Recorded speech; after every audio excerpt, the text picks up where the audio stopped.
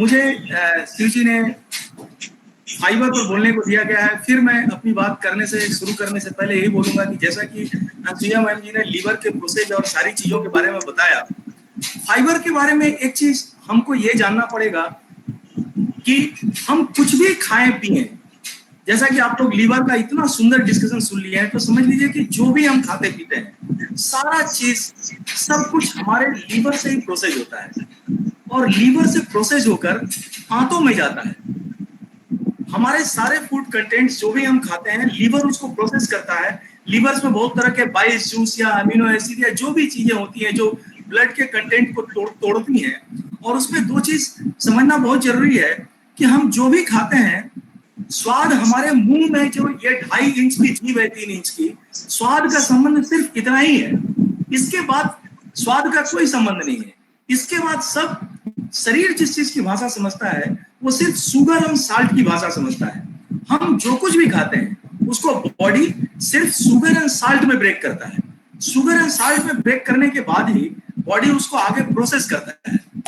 तो लेकिन हमारे टेस्ट बड्स जो हैं, हमारे जो लाइफ स्टाइल है आज के दिन में, बच्चों की जो लाइफ स्टाइल है, ये लाइफ स्टाइल के कारण हम बहुत ऐसे अभोज्य पदार्थ या ऐसे हार्ड इन डाइजेस्टिव नेचर के प्रोसेस्ड फूड या जीरो प्रोसेसिंग यूनिट की तहत जो बनाए हुए फ्रोजन फूड है या प्रिजर्वेटिव दिए हुए जो फूड है, ये खाने का जो आज ट्रेंड चल गया है, इनमें तो एक चीज ध्यान देना पड़ेगा, ये जितने आजकल के पिज्जा बर्गर मैगी वगैरह जितने भी है स्टिकिंग इनटू द नेचर, जो जाकर लीवर में स्टिक करेंगे, ये स्टिकिंग फैक्टर वाले जितने प्रोडक्ट हैं और ये सामान है, आज इनका मार्केट इतने विशाल रूप में चला गया है कि जानकार से जानकार लोग भी खुद इसका टेम्पटेशन कंट्रोल नहीं कर पाते हैं और अपने बच्चों को तो क्या ज्ञान देंगे, और बच्चे भी अगर जिद कर लेते हैं तो उनको खिला ही देना पड़ता है। इन सारे कंटेंट्स में कोई भी डाइजेस्टिव आइटम नहीं होता है, ये स्टिकिंग इनटू द नेचर होते हैं, ये बैडली जाकर लीवर में और लीवर से प्रोसेस होने के बाद आंतों में जाकर स्टिक कर जाते हैं। मैं एक चीज यहाँ बताना उचित समझूंगा कि जब भी जो कुछ भी हम खाते हैं, बॉडी हमें शुगर एंड साल्ट की भाषा ही समझता है। वो हर हमारे भोजन को शुगर एंड साल्ट में ब्रेक करता है। ब्रेक करने के बाद वो प्रोसेसिंग यूनिट की तरह आंतों में चला जाता है। आंतों का काम क्या है? जैसे आंतें एक सोकिंग पेपर होती हैं, टिश्यूज पेपर होते हैं जो सोखने का काम करती हैं। तो लीवर से जो भी प्रोसेस होकर खाना आंतों में जाता है, आंतों का काम है कि वहां से सोखना, हर चीज को सोखना, अवशोषित करना, to soak the ingredients whatever liver has processed from, इसका लीवर से प्रोसेस होकर आंतों में चला गया, तो आंतें उसको सोख कर उनके जितने भी न्यूट्रिएंट्स होते हैं और जितने भी शरीर के पोषक तत्व होते हैं, वो तत्व को ब्लड के कंटेंट में मिलाकर और ब्लड में उनका सप्लाई कर देना, शरीर में सप्लाई कर देना, और जो वेस्टेज प्रोडक्ट है उस वेस्टेज प्रोडक्ट को स्टूल के माध्यम से आंतों से पास करा देना। ये एक नॉर्मल फेनोमेनन है हम जो भी खाते हैं उसके प्रोसेस का। अब यहाँ पर फाइबर का एक बहुत बड़ा रोल आता है। अगर हमारे भोजन में फाइबर की कमी है तो फाइबर की कमी होने के कारण हमारे जो भोजन होते हैं वो भोजन जाकर हमारी आंतों में चिपक जाते हैं, और आंतों में चिपक जाने के कारण उसके जो ऑयली सब्सटेंस होते हैं, उनमें जो हार्मफुल केमिकल होते हैं, या उनमें और सारे जो जैसे फ्रोजन फूड, आजकल एक फ्रोजन फूड का ट्रेंड चल गया है।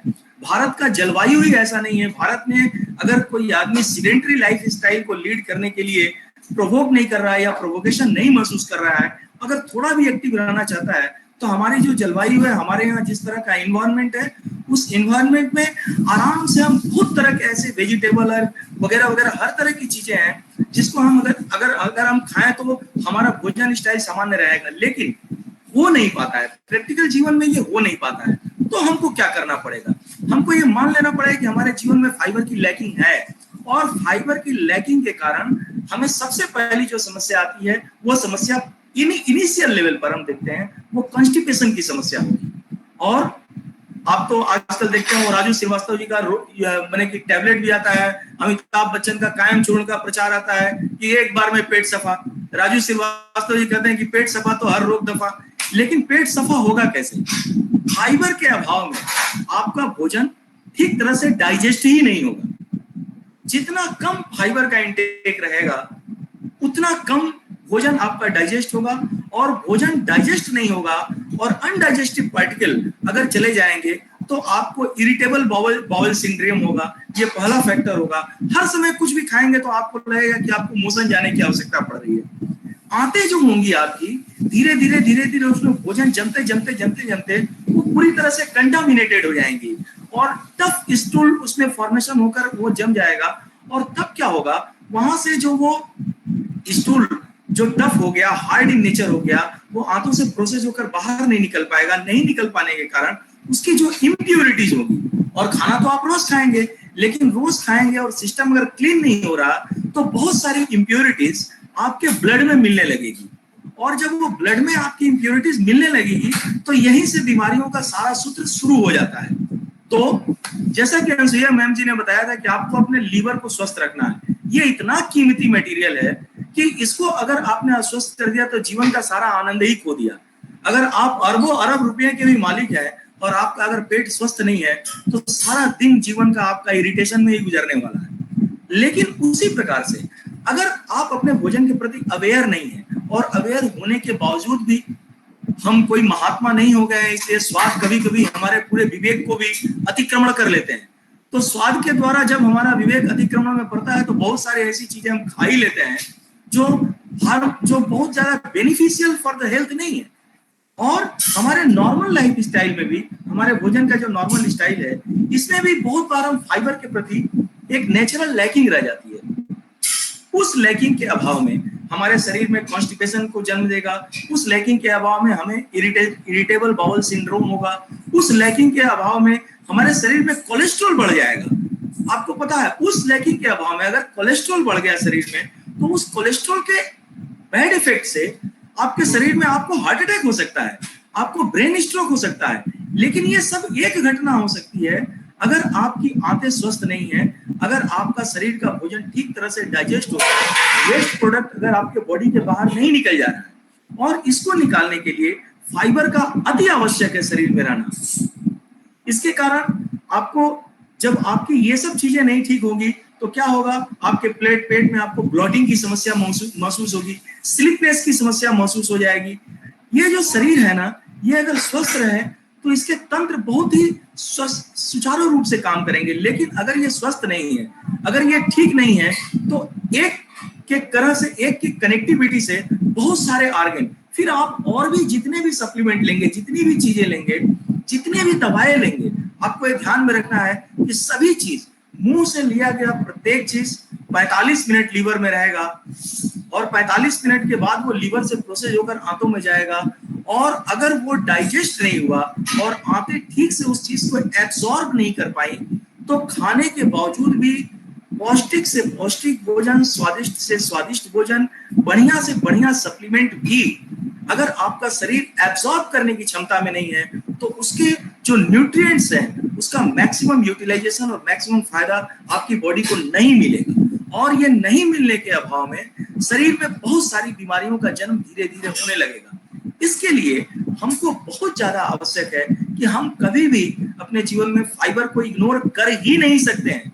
कोई उपाय ही नहीं है इग्नोर करने का फाइबर को, क्योंकि अगर आप फाइबर को इग्नोर करेंगे तो समझिए कि आप अपने डाइजेस्टिव सिस्टम को एक चैलेंज में ढकेल रहे हैं। और वो चैलेंज धीरे धीरे करके देखिएगा, मैक्सिमम आज कैंसर का जितना बड़ा ये चल गया है, कैंसर इतना एक चैलेंजिंग एपिसोड बन गया है, इतने लोगों को कैंसर हो रहा है, आप जानकर हैरान होंगे कि कैंसर का most of the root cause cancer का जो होता है वो कहीं ना कहीं इनडाइजेशन से शुरू होता है। और कैंसर भी कितने तरह के हैं, आंतों के कैंसर है, आंतों कोलोन कैंसर है, ये बहुत कॉमन होता जा रहा है। क्यों होता जा रहा है? हम अपने डाइजेशन पर कभी ध्यान नहीं देते हैं और डाइजेशन पर ध्यान नहीं देने के कारण हम गलत सलत चीज खाते रहते हैं। कॉन्स्टिपेशन होता है तो हम गलत तरह की दवाइयां ले लेते हैं। ये सारी चीजें हमारे शरीर को और भी विकृत बनाती हैं।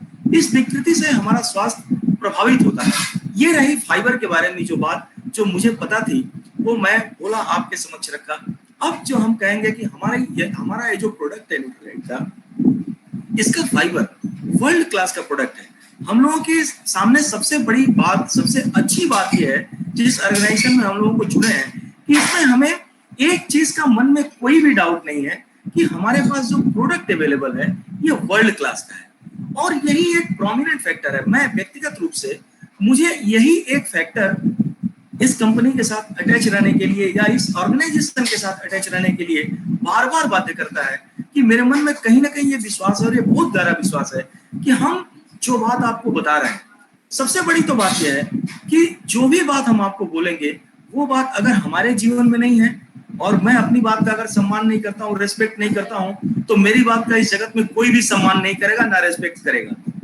इसलिए जो बात हम बता रहे हैं उसको बढ़िया से पहले हमें समझना पड़ेगा। तो मैंने ये समझा कि क्या है फूड सप्लीमेंट, मैंने फाइबर के बारे में भी समझा और मैंने इसको अपने ऊपर प्रयोग किया, अपने घर वालों के ऊपर प्रयोग किया, और प्रयोग करके जब इसकी निष्पत्ति, जब इसके फाइनल रिजल्ट्स हैं, उसके जिस तरह का प्रभाव हुआ, उसके बाद एक चीज आश्वस्त हो गया कि we are concern about a world class quality product. तो चूंकि वर्ल्ड क्लास क्वालिटी प्रोडक्ट है, इसलिए इसके बारे में बोलने पर हमें एक मनोबल मिलता है।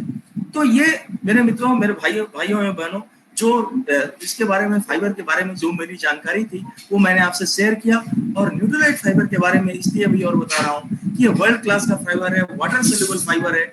ये हमारी आंतों में चिपचिपाहट को, स्टिकिंग जो मल होते हैं, जो स्टूल हार्ड हो जाते हैं, उसको बढ़िया तरह से सोख करके सिस्टम को पूरे क्लीन करने का काम करता है। इसलिए ये बहुत ही बेनिफिशियल है, इसको इग्नोर, नजरअंदाज नहीं कर सकते हैं, हम ध्यान दें इस पर। और चूंकि हमारे पास वर्ल्ड क्लास का प्रोडक्ट है, इसलिए हम पूरे मनोभाव से, पूरे मनोबल से इसको प्रमोट कर सकते हैं। और जितना ज्यादा मैक्सिमम हम लोगों को इसके बारे में अवेयर कराएंगे, फाइबर के रोल के बारे में, लोग अवेयर होंगे, अगर उनको लाभ मिलेगा और लोगों के जीवन का कल्याण होगा, तो किसी का अगर लाभ मिलेगा तो वो आकर्षित होगा, और आकर्षित होगा, और जब हमारा माल बिकेगा तो धन की प्राप्ति होगी। सबसे पहला फैक्टर ये है कि सही चीज को सही तरीके से, सही गाइडलाइन से अपने फ्रेंड्स एंड फैमिली तक इसको पहुंचाना। और हमारा प्रोडक्ट चूंकि वर्ल्ड क्लास का है, इसलिए इसके बारे में बोलने पर कहीं कोई संकोच नहीं है, कोई दुविधा नहीं है, no dilemma. That's all about the fibre I know so far. And अगर मेरे बोलने में कुछ गलती